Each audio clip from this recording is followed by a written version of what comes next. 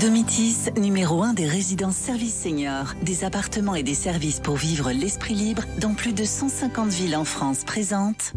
Sud Radio, y a pas d'âge. Catherine Bully, David Arthur.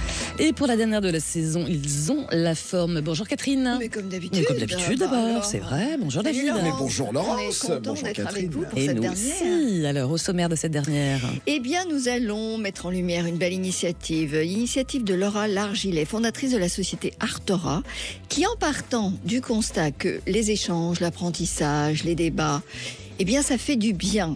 Là, ça permet de faire perdurer la jeunesse mentale, physique.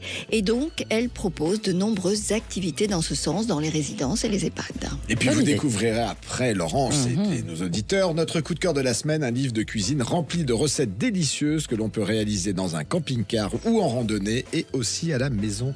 Rassurez-vous. Parce qu'il part en C'est bien dans le camping cet camping-car. été. Donc, Et c'est parti alors. bonjour Laura Largilet. Sud Radio, y a pas d'âge. Bonjour Laura Largilet. Bonjour. Alors, Bonjour Laura, Catherine, bonjour David. Bonjour. Laura, vous avez créé la société Artora et je le disais en préambule, réfléchir, donner son opinion, échanger, nous maintient physiquement et mentalement en forme. Donc, quelles sont les activités que vous proposez en résidence pour faciliter ces échanges, Laura ? Alors oui, on en est effectivement complètement persuadés. Donc chez Artora, on propose plein d'activités de réflexion, de débat. Et pour vous donner quelques exemples, eh bien, par exemple, les cafés philo. Donc l'objectif, comme son nom l'indique, c'est bien de parler de philosophie avec les résidents. La philosophie, en fait, on peut en parler même si on n'a pas de formation. Tant qu'on a eh bien, la bonne personne qui vient discuter avec nous et les bons outils, tout fonctionne. Ça peut être des thèmes extrêmement larges, le bonheur, l'amour, la famille, ou des choses un petit peu plus d'actualité, comme le féminisme, par exemple. D'accord.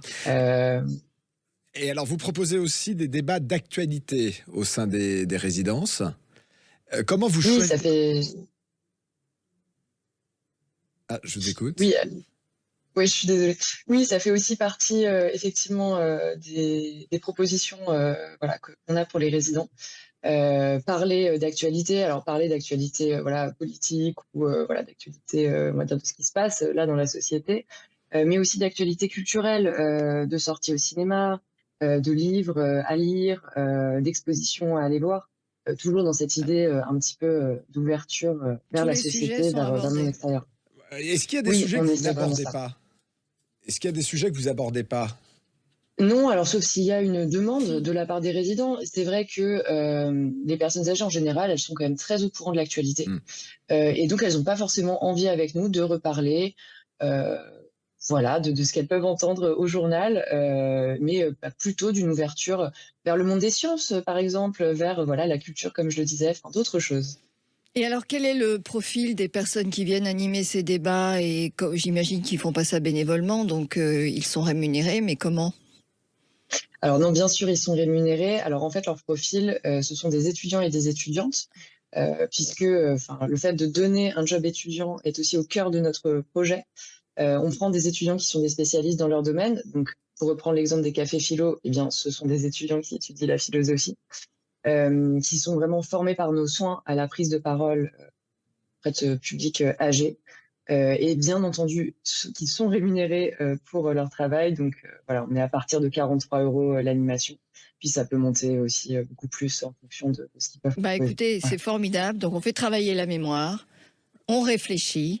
Donc si on peut aussi lancer éventuellement s'il y a des étudiants qui veulent vous rejoindre, qui veulent évidemment animer ces débats, c'est possible.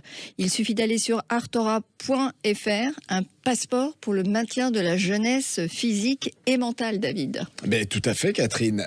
C'est une très belle initiative et nous appelons les élus à vous appeler pour pouvoir aller dans leurs EHPAD ou maisons de retraite. Merci Laura. Merci, Avec Laura. plaisir.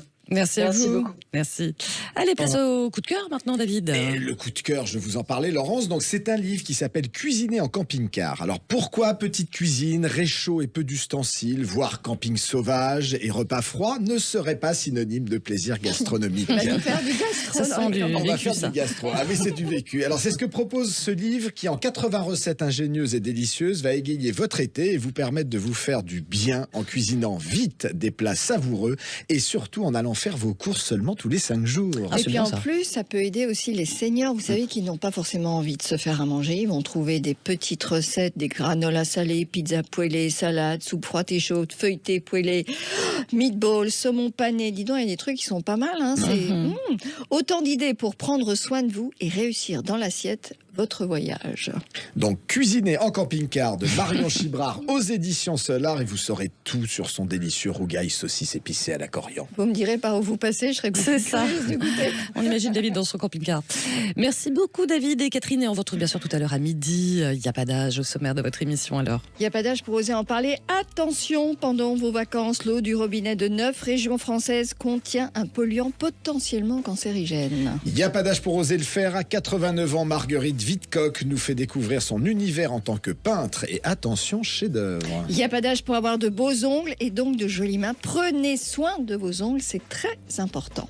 Et nous recevrons l'incontournable Enrico Macias, l'homme qui n'a de cesse de mettre du soleil et du voyage dans nos vies grâce à ses chansons, Ah, Laurence. super. À tout à l'heure, Laurence. On y sera tout à l'heure midi. Merci beaucoup. À tout à l'heure. Salut.